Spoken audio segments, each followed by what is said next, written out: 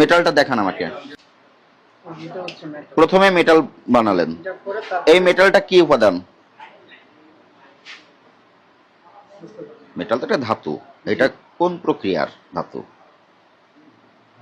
এটা যদি লোহা হয়, এখানে কিন্তু মরিচা পড়বে দাঁত লাগানোর পরে, তখন ইনফেকশন হওয়ার সম্ভাবনা থাকে। আপনাকে তো আগে নিশ্চিত হতে হবে এটা এই কাজের উপযুক্ত মেটাল কিনা, সে নিশ্চিত হওয়ার সুযোগ আপনারা রাখেন নাই। তার উপরে কি দেন? মেটালের উপরে তারপরে এই পেস্টটা দেন। এই পেস্টটা যে আপনি ব্যবহার করেন, এটা বেজ অপাক লেখা, এটা সুনির্দিষ্ট কোনো লেবেলিং নাই, এবং একটা আমরা পেয়েছি এখানে, সেটার মেয়াদ 2023 সালে শেষ হয়ে গেছে।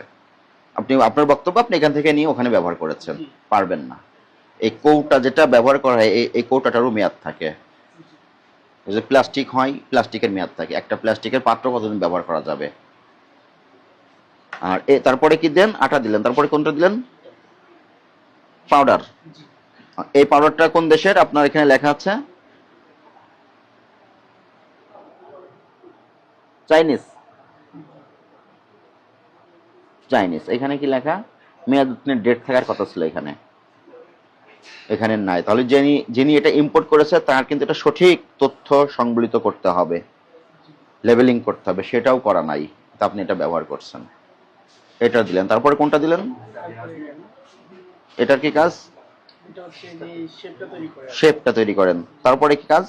তারপরে হচ্ছে এটা আমরা হাতের সাহায্যে একটু দাঁতে শেপ করি, তারপরে এটা হাতের সাহায্যে করেন, তারপরে হাতের মেশিনের সাহায্যে দাঁতে শেপ করি, শেপ তারপরে এটা গ্লেজ দিয়ে দেন। গ্লেজটা এটা কি উপাদান?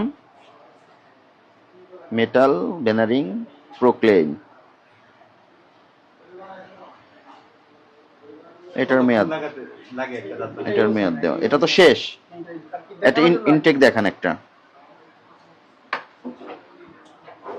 এটা জাস্ট ওভার গ্লেজ, চকচক করবে। হ্যাঁ, কিন্তু এই উপাদানটা তো যেটা দেখছি কোনো তথ্য নাই, জাস্ট লেবেলিং করা আছে made in USA, USA labelling করা, আর কোনো তথ্য নাই। মেড ইন ইউএসএ কিন্তু ভাষা দেখেন সব চাইনিজ, গরমিল। ইউএসএ হলো চাইনিজ ভাষা।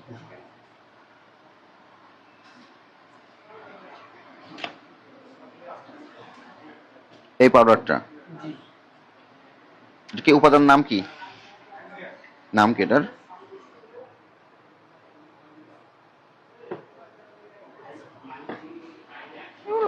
লোকাল কোথাও তৈরি, লেবেলিংটা ব্যবহার করেছে ওটা। যদি আপনাকে যদি ব্যবহার করেন, ইম্পোর্টের সঠিক তথ্য দেখে তারপর ব্যবহার করতে হবে, নাহলে ব্যবহার করা যাবে না। হ্যাঁ, যিনি নিয়ে আসেন ওনাকে বলতে হবে, ওনাকে বলতে হবে। ঠিক আছে, এইভাবে কাজ করবেন না। সংশোধন না হওয়া পর্যন্ত সঠিক পদ্ধতিতে উৎপাদন করতে হবে, ঠিক আছে? আর যিনি ডিপ্লোমা প্রশিক্ষণ যারা আছে তাকে নিয়োগ দিতে হবে।